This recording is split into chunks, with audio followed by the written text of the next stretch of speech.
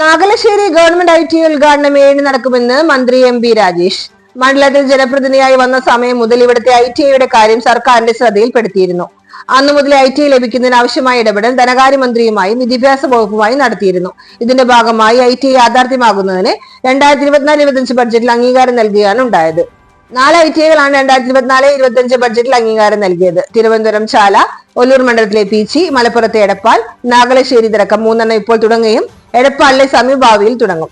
4 കോഴ്സുകളാണ് നാഗലശ്ശേരി ITക്ക് വേണ്ടി ഗവൺമെന്റ് അംഗീകാരം നൽകിയിട്ടുള്ളത്. Draughtsman civil, information technology, 3D printing, computer embroidery, designing എന്നിവ.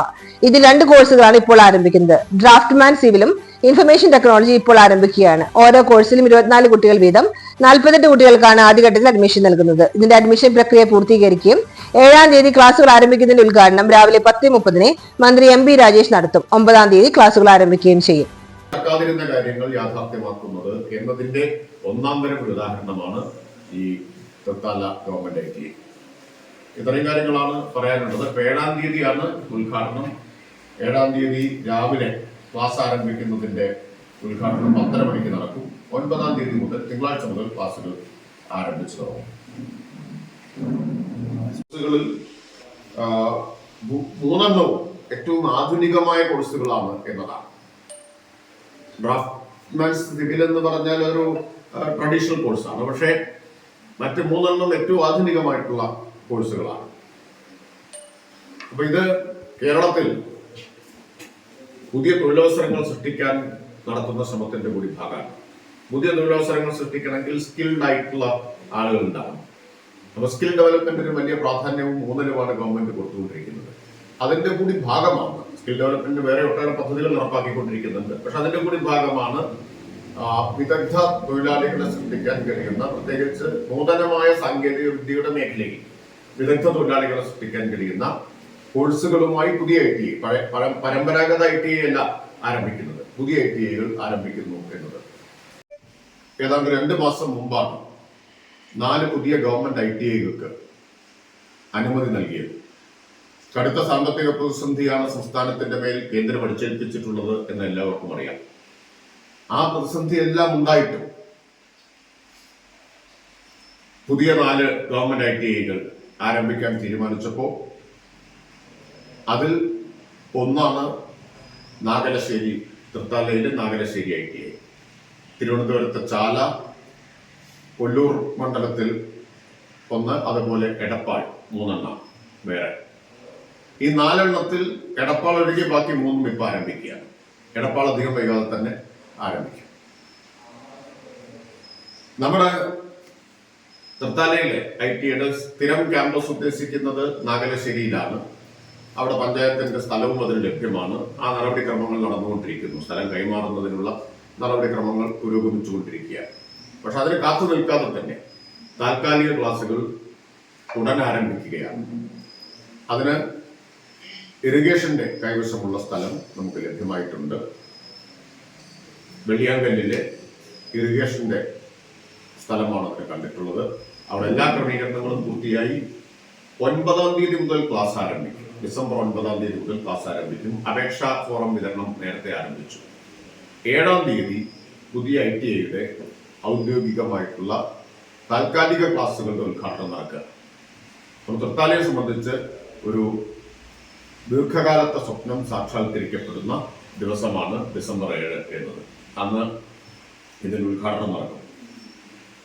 ഇന്ന് നിങ്ങളെല്ലാവരും കാണാൻ തീരുമാനിച്ചത് തൃത്താലയെ സംബന്ധിച്ച് വളരെ വളരെ സന്തോഷമുള്ള ഒരു കാര്യം അറിയിക്കുന്നതിന് വേണ്ടിയാണ്. തൃത്താലയിലൊരു ITI വേണം എന്ന ആവശ്യത്തിന് 10-45 വർഷത്തെ പഴക്കമുണ്ട് എന്നാണ് ഞാൻ കേട്ടിട്ടുള്ളത്. ദീർഘകാലമായിട്ട് ഉന്നയിച്ചൊരു ആവശ്യമാണ്. അതിന് നാഗലശ്ശേരിയിൽ പഞ്ചായത്തിന്റെ കൈവശമുള്ള സ്ഥലവും നേരത്തെ മുതലേ ലഭ്യമായിരുന്നു. പക്ഷേ അത് മുന്നോട്ട് പോയില്ല. ITIക്ക് വേണ്ടിയിട്ടുള്ള ആദ്യത്തെ ശ്രമം ഉണ്ടായത് 2006-11 MLA ആയിരുന്ന ശ്രീ TP കുഞ്ഞുണ്ണിയുടെ നേതൃത്വത്തിലാണ്. അദ്ദേഹം ഇതിന്റെ ആദ്യത്തെ പ്രപ്പോസൽ അന്നത്തെ LDF സർക്കാരിന് സമർപ്പിച്ചു. അന്നത്തെ മലമ്പുഴ ITA പ്രിൻസിപ്പലിനെ ഇതിന്റെ നോഡൽ ഓഫീസറായിട്ട് അന്ന് ചുമതലപ്പെടുത്തുകയും ചെയ്തു. അദ്ദേഹം ഇവിടെ വന്ന് നാഗലശ്ശേരി പഞ്ചായത്തിന്റെ സ്ഥലം സന്ദർശിക്കുകയും സ്ഥലം അനുയോജ്യമാണ് എന്ന് റിപ്പോർട്ട് ചെയ്യുകയും ചെയ്തതാണ്. അന്ന് തന്നെ താൽക്കാലികമായിട്ടുള്ള ക്ലാസുകൾ ആരംഭിക്കാൻ സ്ഥലം കണ്ടെത്താൻ നിർദ്ദേശിച്ചിരുന്നെങ്കിലും അതിനൊന്നും സാധ്യമായില്ല. അതിന് പര്യാപ്തമായിട്ടുള്ള സ്ഥലം കിട്ടിയില്ല. തുടർന്ന് 11 മുതൽ 21 വരെ പ്രത്യേകിച്ചൊന്നും ഇക്കാര്യത്തിൽ ഉണ്ടായില്ല. 21 ഇവിടെ മത്സരിച്ചപ്പോൾ ഉയർന്ന ഏറ്റവും പ്രധാനപ്പെട്ട ഒരു ആവശ്യമായിരുന്നു ITA യാഥാർത്ഥ്യമാക്കണം എന്നത്. അന്ന് ജനങ്ങൾക്ക് കൂടെ തുറപ്പും ആയിരുന്നു അത്. തൃത്താല ITA എന്ന പഴക്കമേറിയ ആവശ്യം നിറവേറ്റും എന്ന് തെരഞ്ഞെടുപ്പ് കാലത്ത് കൊടുത്ത ഉറപ്പ് ഇപ്പോൾ യാഥാർത്ഥ്യമായിരിക്കുകയാണ്.